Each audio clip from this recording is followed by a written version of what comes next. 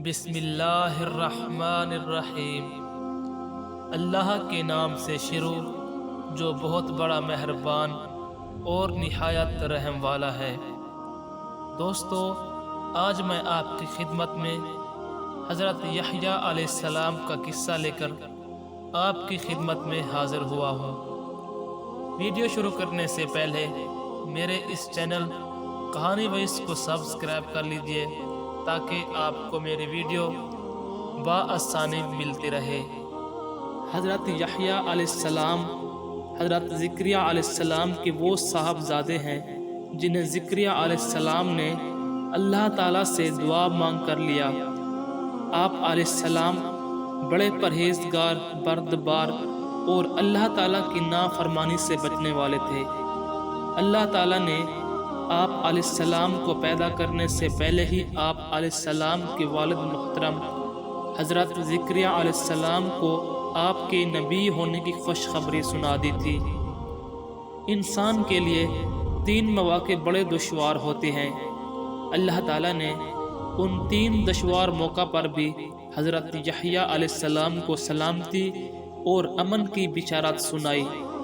پیدا ہونے کا موقع، فوت ہونے کا اور دوبارہ زندہ ہونے کا۔ فرمان الہی، اللہ نے فرمایا، اے یحییٰ، کتاب کو مضبوطی سے تھام لو، اور ہم نے اسے بچپن ہی سے دانائی عطا فرما دی تھی اور اپنے پاس سے انہیں رحم دلی اور پاکیزگی عطا فرمائی تھی۔ وہ بڑے پرہیزگار تھے اور اپنے والد سین سے اچھا سلوک کرنے والے تھے۔ وہ سرکش اور نافرمان نہیں تھے۔ ان پر سلامتی ہو جس دن وہ پیدا ہوئے، جس دن فوت ہوں گے اور جس دن دوبارہ زندہ کر کے اٹھائے جائیں گے۔ حضرت یحییٰ علیہ السلام کا زہد و تقویٰ۔ حضرت یحییٰ علیہ السلام تنہائی پسند تھے۔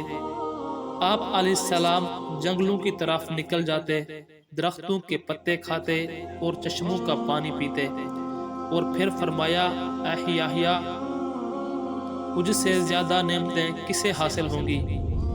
وحیب بن ورد رحمت اللہ علیہ سے مروی ہے، ایک مرتبہ حضرت یحییٰ علیہ السلام 3 دن تک غائب رہے۔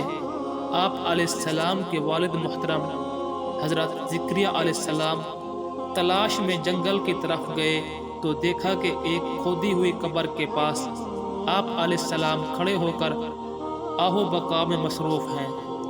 حضرت زکریا علیہ السلام نے فرمایا، بیٹا، میں تمہیں 3 دن سے تلاش کر رہا ہوں اور تم یہاں قبر پر کھڑے ہو کے رو رہے ہو۔ حضرت یحییٰ علیہ السلام نے عرض کیا، اے ابو جان، آپ ہی نے تو مجھے بتایا کہ جنت اور جہنم کے درمیان ایک طویل فاصلہ ہے جو صرف آنسوں کی مدد سے طے ہو سکتا ہے۔ یہ سنتے ہی حضرت زکریا علیہ السلام نے فرمایا، جی ہاں بیٹا، پھر خوب رو لو۔ باپ اور بیٹا دونوں مل کر آخرت کو یاد کر کے کافی دیر وہاں روتے رہے۔ فرمان الہی، یہ لوگ حضرت زکریا اور حضرت یحییٰ علیہ السلام نیک کاموں کی طرف جلدی کرتے تھے، ہمیں شوق اور خوف سے پکارتے تھے اور ہمارے سامنے عاجزی کرنے والے تھے۔ جو شخص اپنے رب کے سامنے کھڑا ہونے سے ڈرتا رہا اور اس نے اپنے نفس کو بری خواہش سے روک کے رکھا تو بے شک اس کا ٹھکانہ جنت ہی ہے۔ حضرت یحییٰ علیہ السلام کی مسجد اقصیٰ میں قوم کو دعوت و توحید۔ رسول اکرم صلی اللہ علیہ وآلہ وسلم نے فرمایا، اللہ تعالیٰ نے حضرت زکریا علیہ السلام کو حکم دیا کہ 5 باتوں پر عمل کرو اور بنی اسرائیل کو بھی ان پر عمل کرنے کی تلقین کرو۔ یحییٰ علیہ السلام کو اس حکم پر عمل کرنے میں کچھ تاخیر ہو گئی تو حضرت عیسیٰ علیہ السلام نے ان سے فرمایا کہ آپ کو 5 احکامات بنی اسرائیل کو پہنچانے کا حکم دیا گیا تھا، آپ انہیں یہ احکامات پہنچا دیں یا میں پہنچا دیتا ہوں۔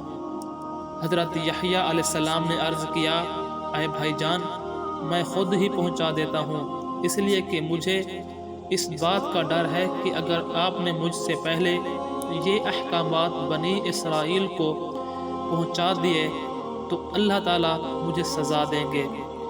چنانچہ حضرت یحییٰ علیہ السلام نے بنی اسرائیل کو مسجد اقصی میں جمع کیا اور اونچی جگہ پر کھڑے ہو کر اللہ تعالیٰ کی حمد و ثنا بیان کرنے کے بعد فرمایا، اللہ تعالیٰ نے مجھے اور آپ لوگوں کو 5 باتوں پر عمل کرنے کا حکم دیا، اور وہ 5 باتیں یہ ہیں: صرف اللہ کی عبادت کرو، اس کے ساتھ کسی کو شریک نہ ٹھہراؤ۔ شرک کی مثال اس غلام جیسی ہے جس کو اس کے مالک نے سونے یا چاندی کے عوض خریدا۔ وہ غلام کام تو کرتا ہے لیکن کمائی رقم اپنے آقا کے علاوہ وہ کسی دوسرے کو دیتا ہے۔ اب بتاؤ کہ تم میں سے کوئی آدمی بھی اس بات کو پسند کرے گا کہ اس غلام ایسا ہو؟ اللہ تعالیٰ نے ہمیں پیدا کیا ہے اور وہی تمہیں رزق دیتا ہے، لہٰذا تم اسی اکیلے کی عبادت کرو اور اس کے ساتھ کسی کو شریک نہ ٹھہراؤ۔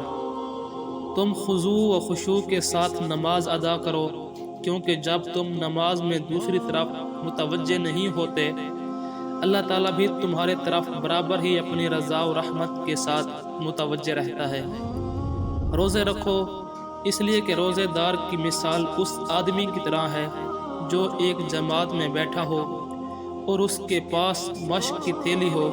وہ مشک اسے بھی اور اس کے ساتھیوں کو بھی خوشبو سے معطر کرتا ہے، اور روزے دار کے منہ کی بو کا خیال نہ کرو، اس لیے کہ اللہ تعالیٰ کے نزدیک روزے دار کے منہ کی وہ مشک کی خوشبو سے بھی زیادہ پاکیزہ ہے۔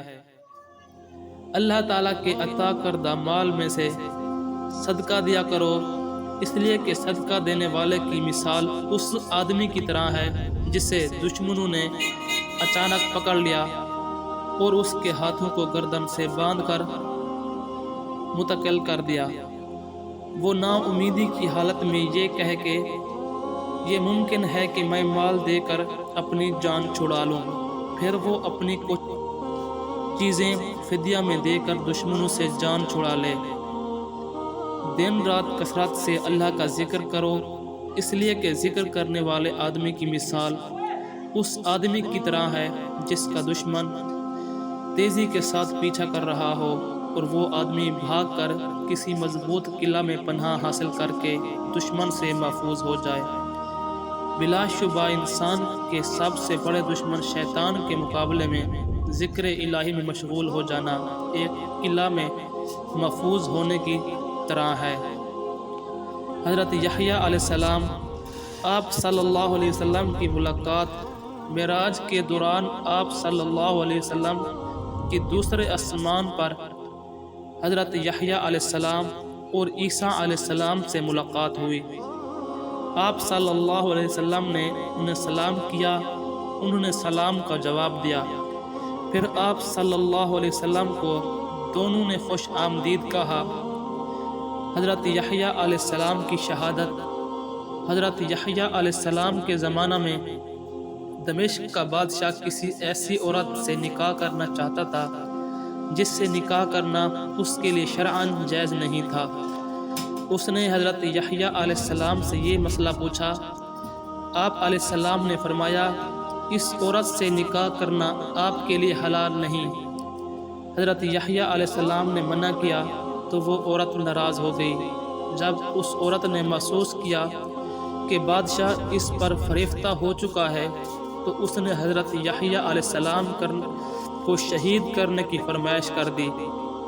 بادشاہ نے ایک آدمی کو بھیجا جو آپ علیہ السلام کو شہید کر کے اس کا سر ایک تھال میں رکھ کر لے آیا اور ملکہ کے سامنے پیش کر دیا۔ سر اس حالت میں بھی یہ کہتا رہا کہ یہ عورت بادشاہ کے لیے حلال نہیں۔ آخرکار وہ عورت زمین میں دھنسا دی گئی۔ تو دوستو، اگر یہ آپ کو یحییٰ علیہ السلام کا قصہ اچھا لگے، ویڈیو کو لائک، شیئر اور چینل کو سبسکرائب کرنا نہ بھولیں، اور کمنٹ باکس میں اپنی رائے کا اظہار ضرور کیا کریں۔ ملتے ہیں نیکسٹ ویڈیو میں، تب تک کے لیے اللہ حافظ۔